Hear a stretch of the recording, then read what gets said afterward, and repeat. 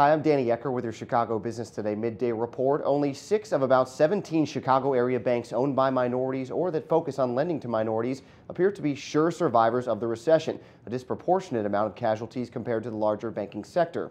The question is whether many of those banks are as needed today as they were decades ago when minorities had trouble getting loans from downtown banks, no matter what their financial circumstances.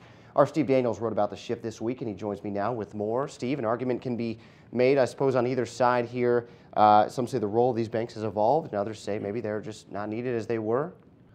Well, I think that it's clear that they're not needed as much as they were, say, 30 years ago, when it was really difficult for minority businesses to get loans of any kind from downtown banks. But there is a strong advocates on the side of minority banks that say, they are definitely needed in minority communities in particular, where the recession has made non-minority banks a little more reluctant to lend in those communities. And those communities are still economically far more ravaged than the city at large. Right. And now those 6 banks that have sort of weathered the recession, what role do they play? How do you characterize the role they play now? And what does that maybe say about this shift? Well, they play the same role that they played traditionally. They try to lend in their communities to businesses and to individuals. The issues for them are really the health of their communities surrounding them.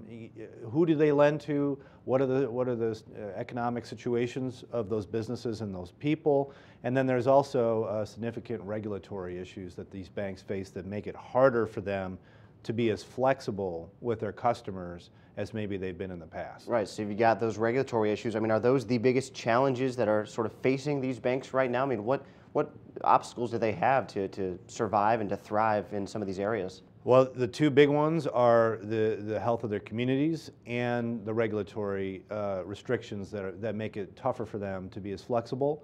I think the bankers themselves point a lot at the regulatory restrictions. They say, if we could practice banking the way we used to, we would find opportunities. And then it becomes a chicken and egg thing. If there's not financing available to businesses and individuals, then it's harder for those communities to recover.